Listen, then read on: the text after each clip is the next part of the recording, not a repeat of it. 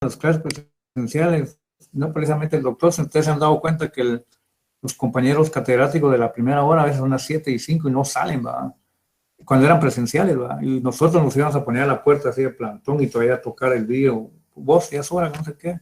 Entonces aquí el doctor, la calidad y la capacidad que él tiene, él expone, nosotros le mandamos los avisos que faltan 10, faltan 5, y él en su vocación que tiene, se le va el tiempo. Entonces ahora sí ya le hemos marcado que lo máximo es a las 7. ¿Por qué? Porque el lapso de 5 minutos que le pedimos es para que el doctor termine la clase y los compañeros de la sección F vayan abandonando el salón. Entonces, así no tenemos inconvenientes. Entonces, quedemos, compañeros, como ya les dije, el doctor termina 7 menos 5, 7. Entonces, damos ese lapso de 7 a 7:05 para que los compañeros de F abandonen la plataforma. Y les pido favor que nos pidan ingreso a las 7:05. Así no reportan ustedes fallas de su internet ni de su máquina, sino es porque nosotros tenemos el acceso por tiempo limitado a ustedes. Entonces a ustedes lo vamos a aceptar de 7:05 en adelante para que los compañeros abandonen y así podamos aprovechar y participar de lo que hace el doctor. Doctor, el tiempo suyo, le agradezco. Estamos, compañeros, por favor, les pido por favor que silencien el micrófono. Dejemos al doctor de Mata que él exponga. Buenas noches, compañeros. Adelante, doctor. Muchísimas gracias, señor Hernández. Estimados compañeros, como me limitaron el tiempo de hoy para las 8:15 por el examen que tenemos a las 8 de recuperación, voy a tratar de ser mucho más concreto en la exposición. Vamos a tratar el día de hoy el cuarto elemento del delito, cuarto elemento positivo. Estamos desde hace algunas sesiones tratando de estructurar la construcción delictiva desde el punto de vista de sus elementos, de ellos y su respeto. Entenderse como una acción o conducta humana, primer elemento. Típica, que esa acción para que sea delictiva tenía que ser típica, segundo elemento, pero que no basta que esa acción o conducta humana sea típica. Es necesario que la acción o conducta humana sea típicamente antijurídica. Y es el tercer elemento, la antijuricidad. Hasta ahí explicamos en la sesión anterior. Una conducta humana típicamente antijurídica. Pero, y hoy vamos a advertir o vamos a ver que es necesario que esa conducta humana típicamente antijurídica sea culpable. O sea, para ser constitutiva del delito no es completo decir que es una conducta humana típicamente antijurídica. Es decir, la construcción delictiva tendría que estar terminada cuando la conducta humana típicamente antijurídica sea culpable. Ahí tenemos el cuarto elemento del delito positivo, la culpabilidad. La culpabilidad, que a su vez tiene como su elemento negativo, como su negativo, las causas de inculpabilidad, que de acuerdo al artículo 25 del Código Penal guatemalteco, las causas de culpabilidad pues son el miedo invencible, la fuerza exterior, el error, la obediencia debida, la omisión justificada. Entonces, es lo que vamos a tratar de explicar en la sesión de hoy. En principio, es importante traer a cuenta que muchas veces, de verdad, se confunde la culpabilidad como elemento del delito con lo que es la culpa, con lo que es la culpa. Es más, muchas veces, y esto ya lo explicamos, cuando hablamos de la acción típica, de las diferentes formas de acción típica o de conducta típica, ustedes recuerdan que hablamos nosotros de que la acción o conducta humana puede ser dolosa o culposa. Es decir, ahí hablamos de una conducta humana culposa, de lo que es la culpa, pero no nos aquí a esa clase o a esa culpa. Aquí estamos hablando de la culpabilidad como elemento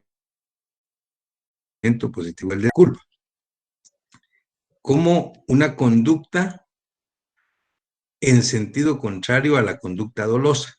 ¿Recuerdan ustedes? Explicamos que el dolo o la conducta dolosa es cuando el sujeto activo del delito actúa con mala fe, con propósito deliberado de causar daño o de poner en peligro el bien jurídico tutelado. Eso es un delito doloso, es una conducta típicamente dolosa. Es decir, cuando hay mala fe, propósito deliberado de causar el daño. Contrario sensu, en la conducta culposa, dijimos, que es lo contrario, es totalmente distinta. Ahí el sujeto activo, de acuerdo al Código Penal nuestro, artículo 12, actuando legalmente, actuando lícitamente, lesiona o pone en peligro el bien jurídico tutelado por negligencia, impericia o imprudencia. Y a eso dijimos que se denominaba una acción culposa, ¿sí? Donde no hay mala fe, no hay dolo, una acción culposa. En este caso, cuando nos referimos a la culpabilidad como elemento del delito, no es a la conducta humana culposa o a la culpa como acción delictiva. La culpabilidad, ¿qué es? Y por eso fue que aclaré lo otro, para que no lo vayan a equivocar, porque constantemente se equivocan porque se dejan llevar por el nominativo. Ese, ¿qué es la culpabilidad? Es cuando hay culpas, no tiene nada que ver. La culpabilidad, cuando hablamos de culpabilidad como elemento positivo del delito, nos referimos a un juicio de reproche que hace el órgano jurisdiccional ante una conducta humana reprochable y punible. Fíjense bien, la culpabilidad como elemento positivo del delito es ni más ni menos que un juicio de reproche que hace el órgano jurisdiccional, que hacen los tribunales penales ante una conducta humana, ante una conducta humana típicamente antijurídica y culpable. O sea, es un juicio de reproche.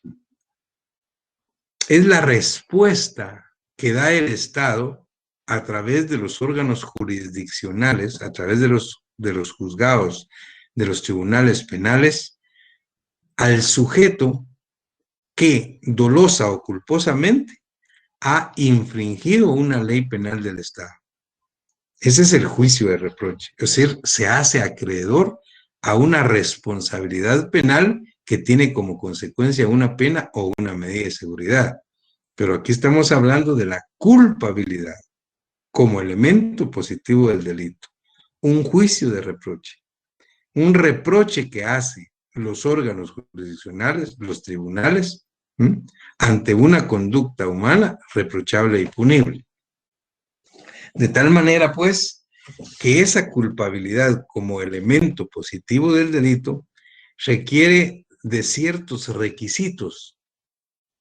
Hay ciertos requisitos que deben darse para que el Estado, a través de los órganos jurisdiccionales, pueda llevar a cabo ese juicio de reproche. En primer lugar, debe de existir de parte del sujeto activo una condición de imputabilidad.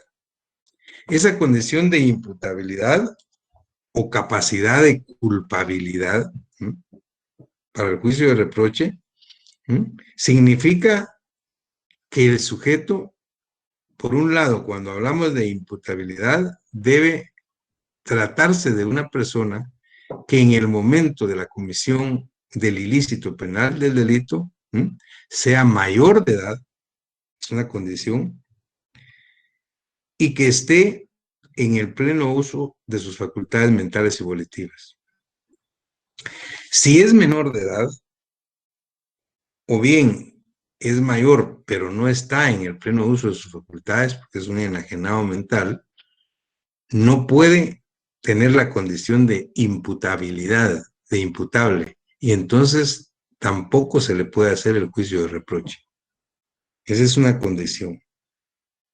O sea, ese juicio de reproche debe tener como requisito que la persona sea imputable. Es decir, mayor de edad y que en el momento de la comisión del delito esté claramente consciente en cuanto a la voluntad de realizarlo. Aparte de ello, es importante también advertir que tiene que tener o estar acompañada de una capacidad de culpabilidad.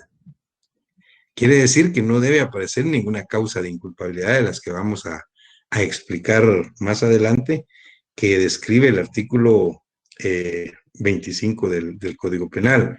¿Por qué? Porque si aparece una causa de inculpabilidad, ¿sí?, desaparece la culpabilidad como elemento positivo del delito.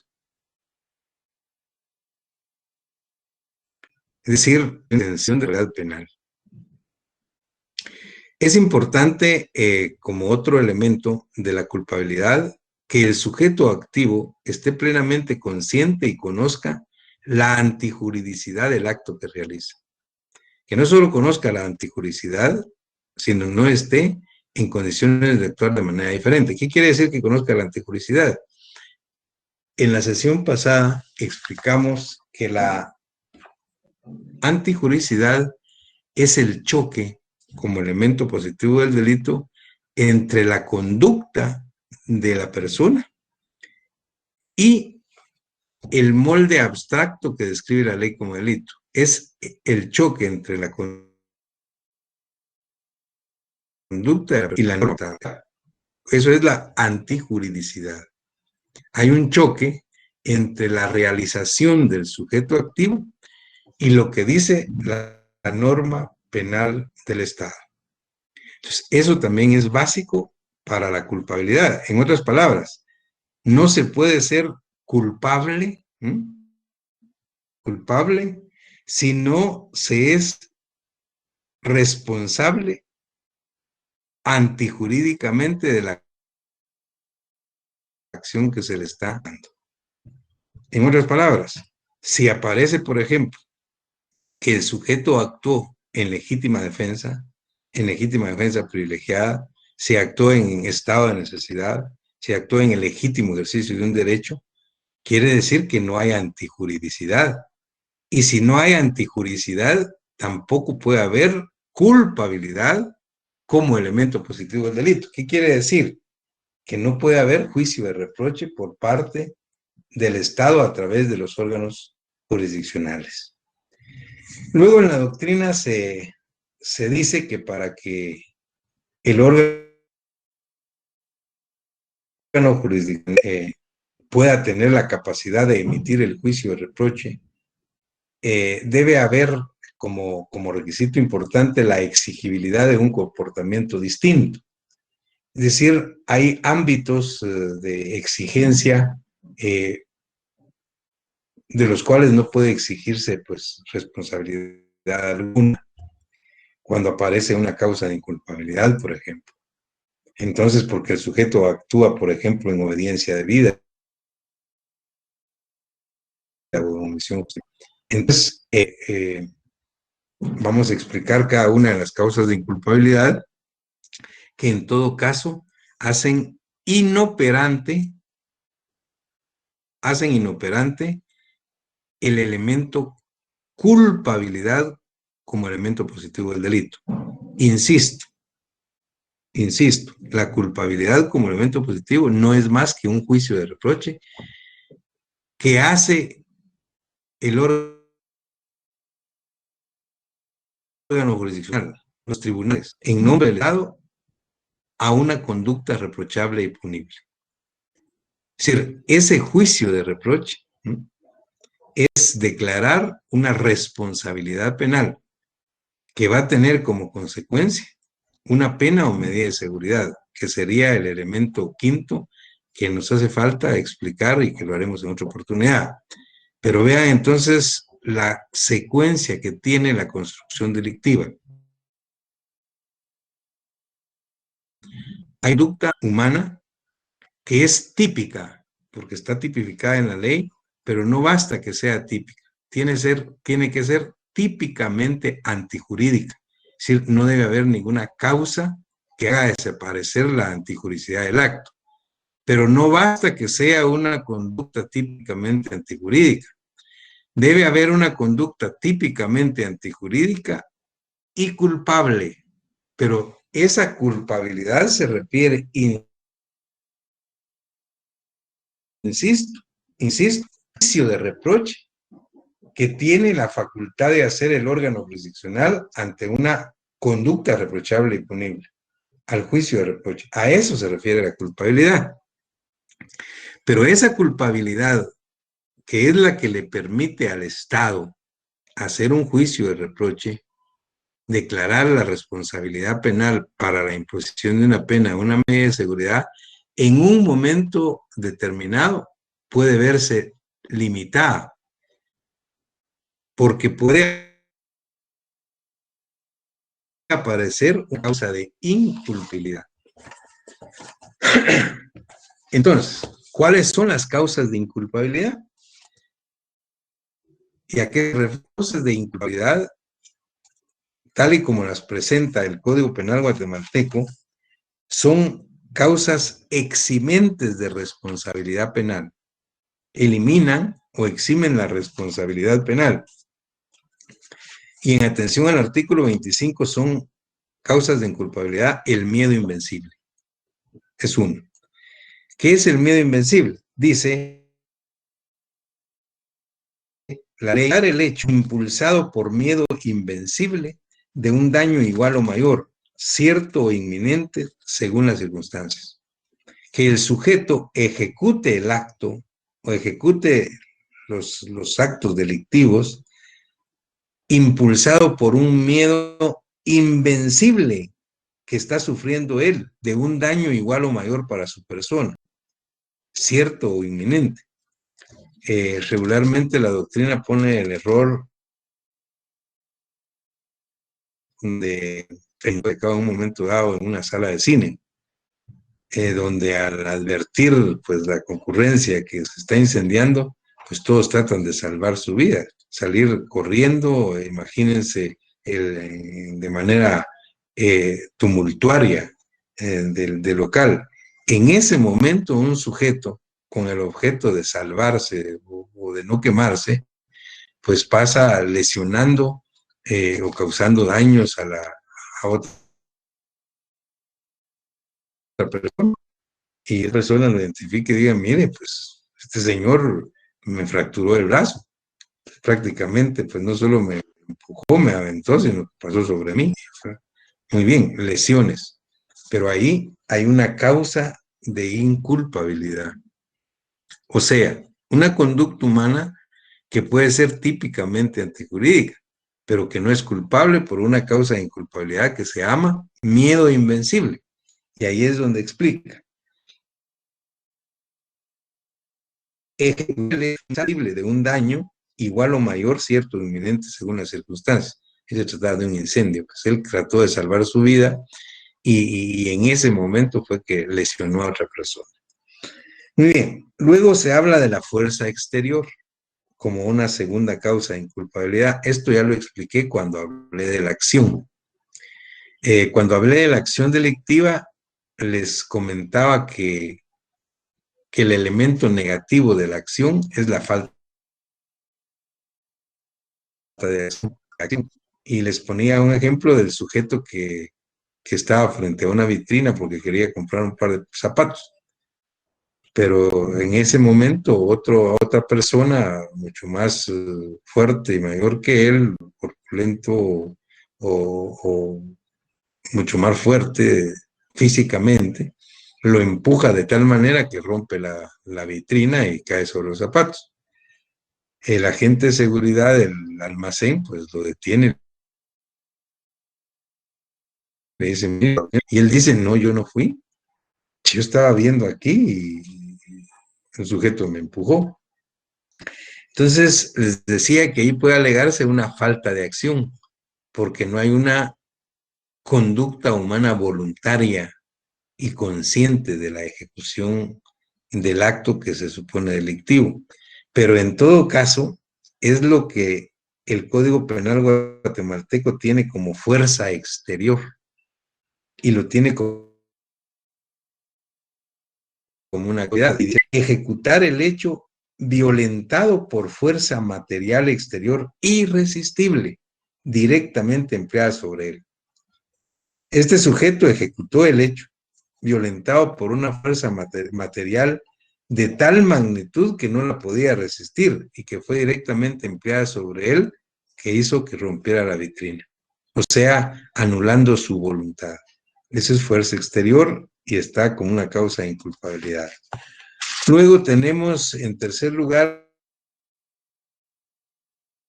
lo que se denomina, y creo que esto lo expliqué en la sesión anterior, el error a que se refiere la causa de inculpabilidad en el numeral 3 del artículo 25 es lo que en la doctrina de derecho penal se llama legítima defensa putativa.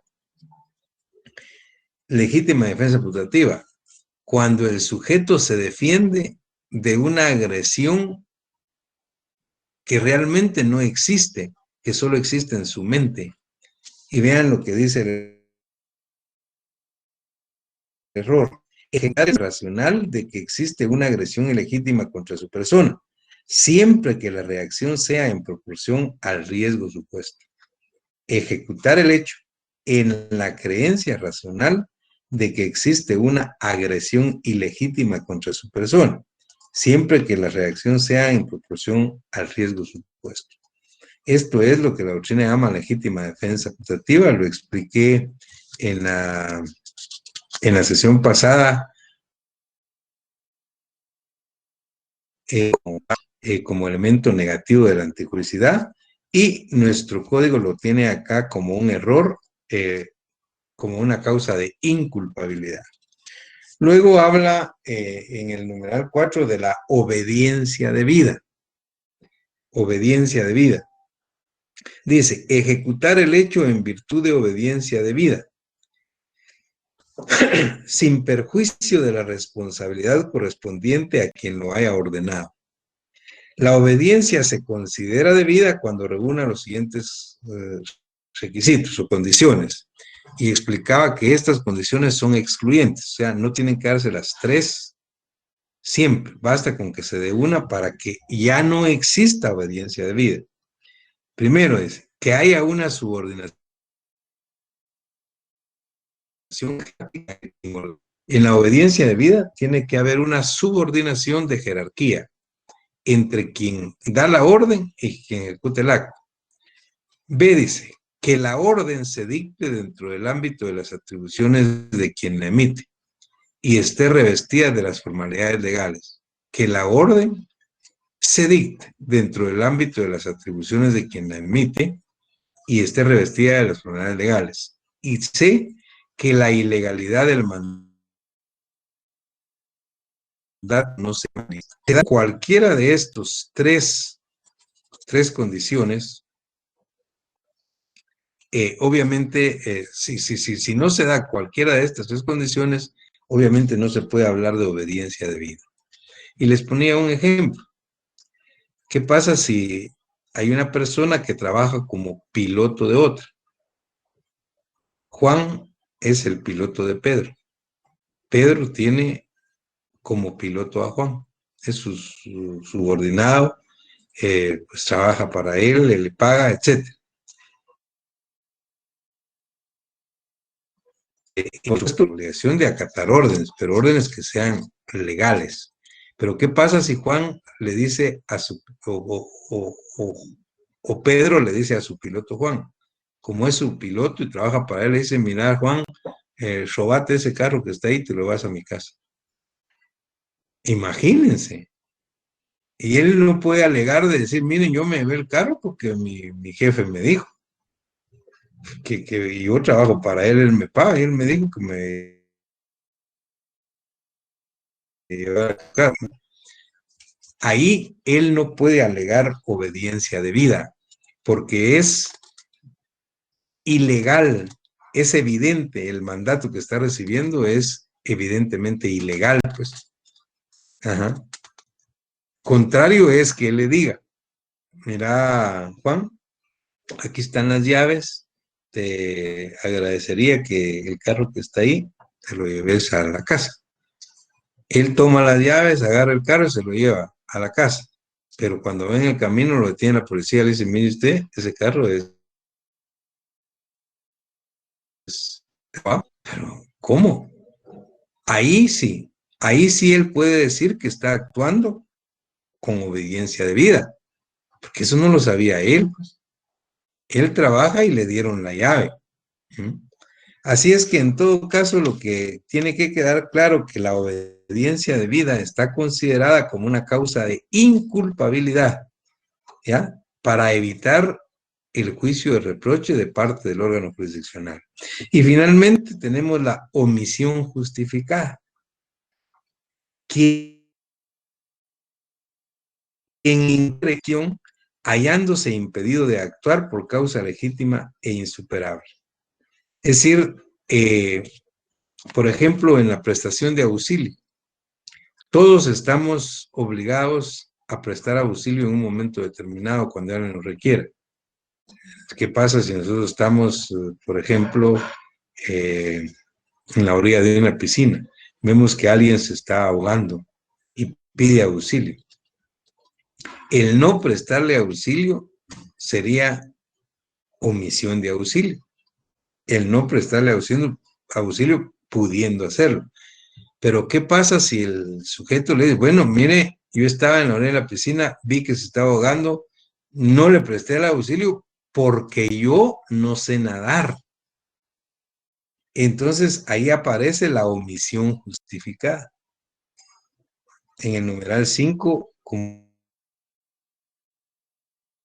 una omisión, dice, hallándose impedido de actuar por causa legítima e insuperable. Claro que es una causa legítima e insuperable. Él no sabía, no sabe nadar. Entonces no pudo auxiliar a la persona. No se le puede imputar responsabilidad penal. No se le puede hacer juicio de reproche de parte del órgano jurisdiccional. Estas son entonces las 5 causas de inculpabilidad que plantea el Código Penal guatemalteco en el artículo 25, que son el elemento negativo como elemento positivo del delito. Entonces tenemos, haciendo un resumen de lo que vamos hasta ahora, que la construcción del delito se da en atención a que este es una conducta, una acción o conducta humana típicamente antijurídica y culpable. Esa culpabilidad es un juicio de reproche que puede hacer un órgano jurisdiccional siempre y cuando no aparezca una causa de inculpabilidad como